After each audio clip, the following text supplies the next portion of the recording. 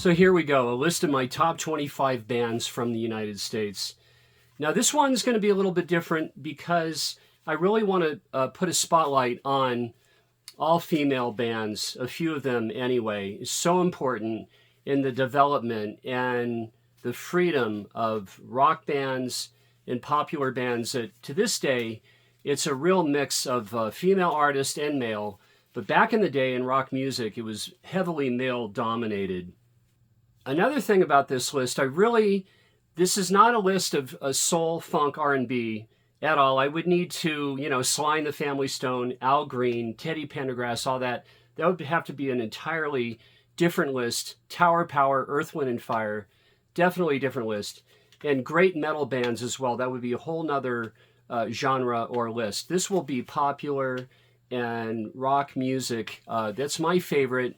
That's been my favorite for years and years. So let me just jump right in and start. And this is ranked. I'm going to go ahead and I'm going to be very daring.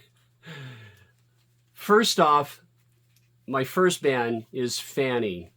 Born out of Sacramento, California. Gene and June Millington, Alice DeBurr, Nikki Barclay. They were one of the first all-female rock groups to achieve critical and commercial success. So influential, the Go-Go's, Bangles, Runaways, many 90s bands, I'm sure would cite Fanny as a great, great influence. Number 24, the Runaways out of Los Angeles, California. Formed way back in 1975, we have Sandy West and Jackie Fox, Joan Jett, Lita Ford, and of course on vocals, Cherry Curry. They're best known for Cherry Bomb, Hollywood, Queens of Noise, and a great cover of the Velvet Underground, Rock and Roll. Such an influential band, again, heavily influencing girl bands and bands mixed of half guys, half gals. Definitely the Runaways. Coming in at number 23, we have Social Distortion, a favorite band of mine, out of Fullerton, California, Orange County. Part of the hardcore scene of the late 70s, along with Agent Orange and the Adolescents, also Orange County bands. Mike Ness has always been the only constant of the band, and they started way back in 1978. They do styles of early rock and roll, country blues, cowpunk, punk rock. Great, great Social D. Love this band. At number 22, I have Cheap Trick out of Rockford, Illinois. They started all the way back in 1973, and the band is really so much more than the power pop hits that they're known for. Bunny Carlos, Rick Nielsen, Tom Peterson, and Robin Zander round out the original lineup, mixing elements of 60s, guitar pop, hard rock, and punk rock as well. You gotta love Cheap Trick. Number 21, Little Feat. Born out of Los Angeles in 1969, the band's classic lineup was to be Lowell George, Billy Payne, Paul Barrere, and Sam Clayton. Their rootsy style of swamp rock, southern rock, boogie, and country rock, and really, they're a very tight jam band as well. Gotta love Little Feat. At number 20, I have the Pixies out of Boston, Mass. Alternative rock band, so influential to many to follow. Formed way back in 1986, Black Francis, Joey Santiago, Kim Deal, and David Loverine. I enjoy the story of how Black Francis, his real name, of course, Charles Thompson, placed an ad back in 86 for a bass player that they needed with influences of Peter, Paul, and Mary and Husker Du, and Kim Deal answered the ad. The rest is history. At 19, I have the Stooges, so influential. Originally the Psychedelic Stooges, born out of Ann Arbor, Michigan, all the way back in 1967, with Iggy Pop, Ron and Scott Ashton, and bassist David Alexander, originally playing a raw, garagey, and primitive style of rock and roll. Proto-punk, and so influential to bands like the Ramones, Blondie, and Television, and so many more. The Stooges, Huge, huge American band. At number 18, I have Blondie. Just another American rock band formed in New York City, right? All the way back in 1974 by singer Debbie Harry and Chris Stein. Punk, new wave, pop, disco, and funker styles that the band melded so well until Parallel Lines broke in 1978. Before this, Blondie was definitely considered an underground band. Love Blondie. At number 17, out of Memphis, Tennessee, I have Big Star. So influential. We have jangle pop, power pop, and straight up rock, informed by Alex Chilton, Jody Stevens, Andy Hummel, and the great Chris Bell in Memphis, Tennessee back in 1971, and so influential to many, many bands to follow, including The Replacements, REM, and the Posies, just to name a few. At number 16, out of Minneapolis, Minnesota, I have The Replacements, such a favorite band of mine. Born back in 1979 in Minneapolis, Minnesota, we had Tommy and Bob Stinson brothers, Paul Westerberg, and Chris Mars on drums. Bob was kicked out of the band in '86, with Paul at that time exerting way more control over the songs from then on. I mean, we have college rock, punk, alternative would be a good way to describe the Mats. At number 15, I have the great Lynyrd Skynyrd. Formed way back in 1964 as My Backyard in Jacksonville, Florida, with Ronnie Van Zant, Gary Rosington, Alan Collins, and original bass player Larry Junstrom and drummer Bob Burns. But by 1973, the band had settled into the classic lineup of Leon Wilkerson, Billy Powell, and Ed King from Glendale, California. Bob Burns was replaced in '74 by Artemis Pyle, one of my favorite bands of all time, Lynyrd Skynyrd. At number 14, I have the Mothers of Invention. The Mothers were formed in 1966 or thereabouts in Pomona, California. Frank was originally from Lancaster, California. And when Freak Out broke, it was released the very same year in '66 with a healthy underground scene happening in Los Angeles. Freak Out's effect on the music scene resulted in Frank Zappa being recognized as a new radical voice in rock music. Pure genius. And out of El Cerrito, California, in the Bay Area, East Bay, just north of Berkeley, California, we have Creedence Clearwater Revival. Creedence was so different than many of the psychedelic bands and the scene happening in nearby San Francisco. From 1969 to 1971, the band produced 14 top 10 singles, an amazing body of work.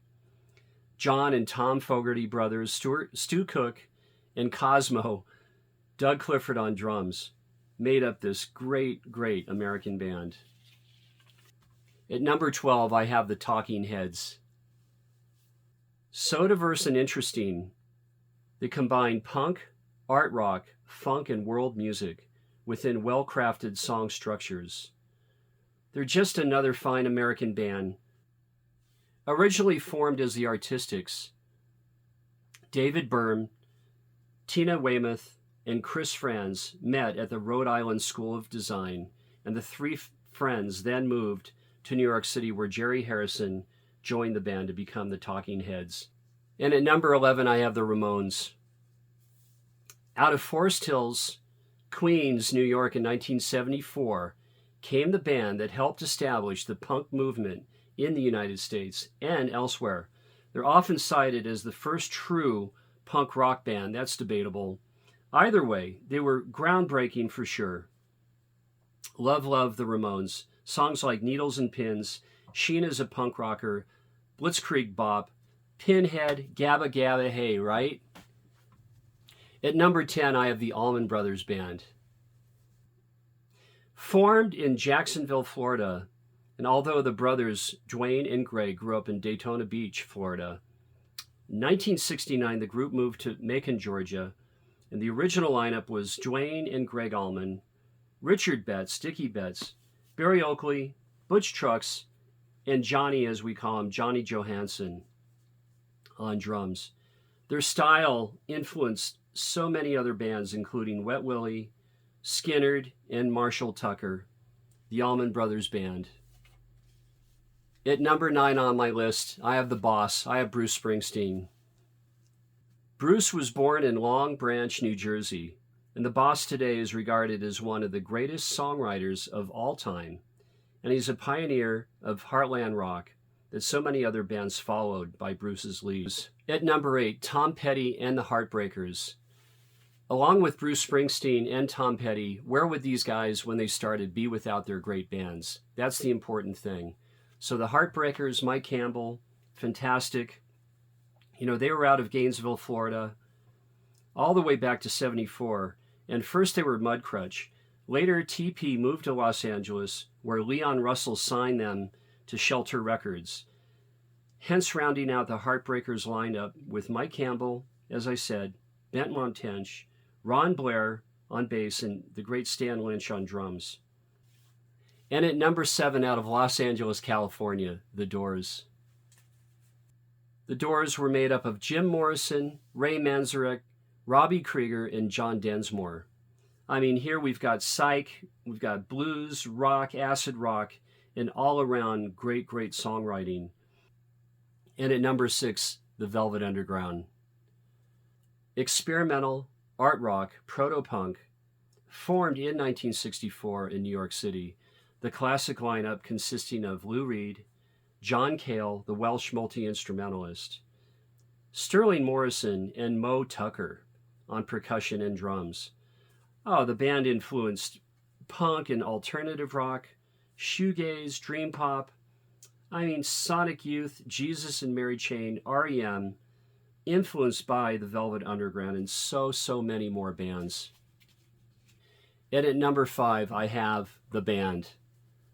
So influential of the alt-country roots rock and Americana scene that we know of today. They came out of the Hawks with Ronnie Hawkins and formed their own group in Toronto, Ontario, Canada, way back in 1967. All Canadian, except for Levon Helm, who hailed from Elaine, Arkansas. We have Robbie Robertson, Richard Manuel, Rick Danko, Garth Hudson, and Levon Helm, as I mentioned. The great, great group, The Band. And at number 4, out of Los Angeles, California, The Byrds. Out of Los Angeles, forming in 1964, I love all the eras of the Byrds. The Gene Clark years as their chief songwriter, Graham Parsons coming into the fold, kickstarting country rock, or helping rather, and the Clarence White years with Gene Parsons inventing the B-bender that Clarence used and played so well. The Byrds influenced so many, and it runs deep. Even George Harrison was listening. Paul and him were on their way back to England from LA when they visited the boys at Columbia Recording Studio on Sunset to hear them record The Times They Are A-Changin'. I mean, bands like Teenage Fan Club, Love, REM, Matthew Sweet, the Jayhawks all have feathers in their caps from the Byrds. And at number 3, from San Francisco, California, I have the Grateful Dead. The Grateful Dead formed in Palo Alto, California in 1965. And they're best known for their eclectic style that fused elements of rock, blues, jazz, folk, country, rock and roll, reggae, so Americana, and, of course, psychedelia. When you went to see the Dead, some shows were better than others, but that was half the fun.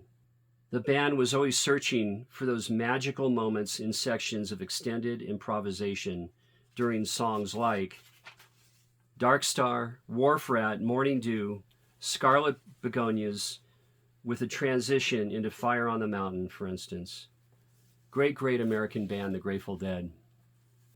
At number 2, I have way up on the list, REM. Out of Athens, Georgia, they were formed in 1980 by drummer Bill Berry, Peter Buck, Mike Mills, and lead vocalist Michael Stipe.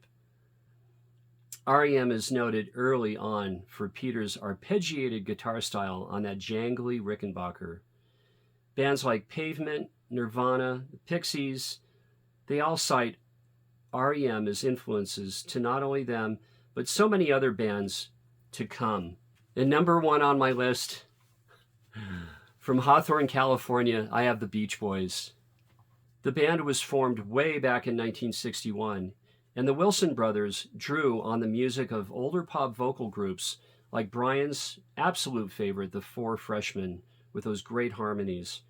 Really formed as a garage band centered on Brian's songwriting, and today they are one of the most critically acclaimed, commercially successful, and influential bands of all time. So let's see if you agree or disagree with my list. I'm sure you have your own favorites. I like so many different bands and artists that there's so many that I'm sure that you like that I like as well.